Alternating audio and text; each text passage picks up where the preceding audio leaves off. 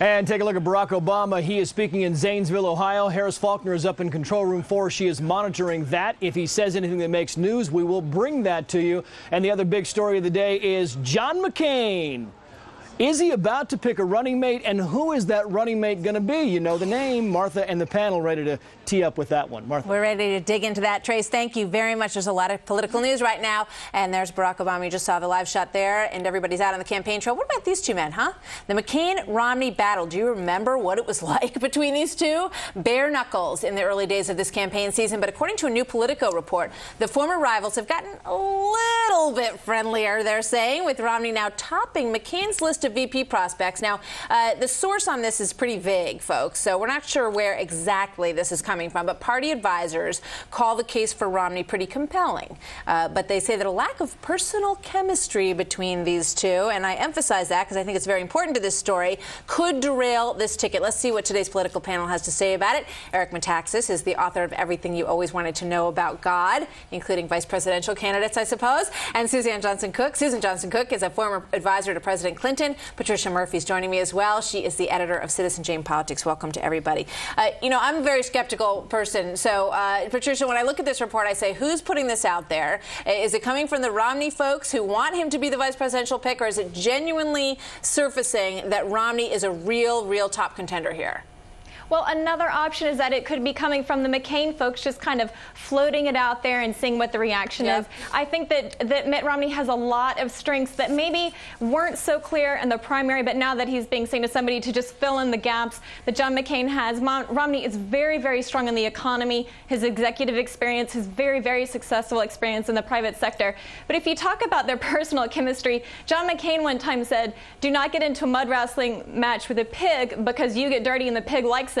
He was talking about Mitt Romney. So they have a lot to patch up there. And John McCain is not a political pragmatist. I mean, he's a very passionate man who sticks to what he believes in, and I'm thinking that he's going to have a hard time getting over this hurdle unless he's really convinced or has a true change of heart and starts to think that Mitt Romney and he could work well together. Let's take a look at this full screen, which sort of details some of the information that was in this Politico story today and why these people think that Mitt Romney might be a good candidate. Can we just say it's pretty small? But he is squeaky clean and fully vetted by the national media is the top reason. He has presidential looks and bearing. His family has Michigan roots, which is a swing state that went Democratic in 2004. Susan Johnson Cook, what do you think? Well, I say politics is strange bedfellows, but it's also strange running fellows. I think he's got the Veep look. You know, he's got a very good look, and he does balance out McCain. So what McCain has to really worry about is, does his Veep look better than him? You know? I mean, but he does have the Veep look, and he's got the picture, you know, the whole picture, and he can raise the money. That's the bottom line. He can raise the money. He also started to turn the corner with conservatives, Eric Metaxas. He gave a very, strong speech after he dropped out of the race at the Conservative Action Committee that a lot of people felt was the best speech of his primary race. I wasn't one of them. Okay. Actually, I think McCain would be crazy to pick Romney. He needs help with social conservatives. He does not need help with Rockefeller Republicans. If he wants the Rockefeller Republican vote, Romney will help him with that, but he doesn't need it. Romney is incredibly wooden, and he needs somebody, McCain needs somebody who's sort of fun. I mean, that's why I cannot imagine that he wouldn't pick Huckabee, but I think he's not ready to pick Huckabee. So he's floating these things out there. But when in the world we live in, Romney is made fun of for being wooden. You need somebody who's going to at least give you a little bit of fun. He's pretty loose.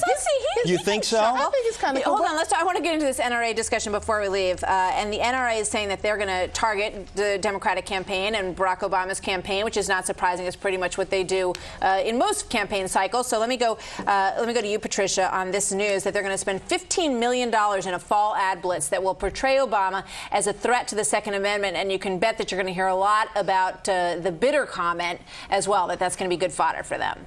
Yeah, that will be very good fodder. What won't be good fodder is what Obama has actually said on this, and what he has said specifically in reaction to the Heller decision that came down last week. He basically agreed with that. He had some qualifications, but he said that the Second Amendment does guarantee every citizen the right to own a gun, and that is something that's a trend among the national Democrats and local Democrats.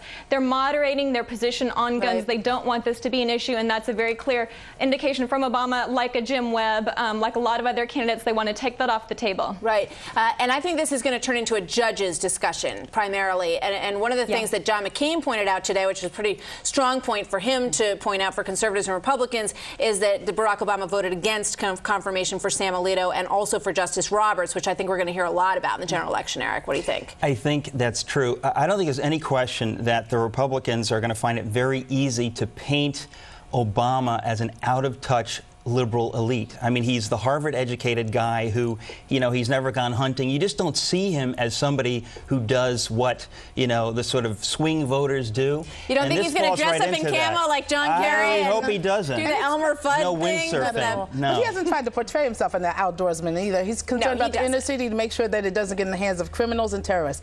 Wise choice. All right. Good discussion. Thank you very much, you guys.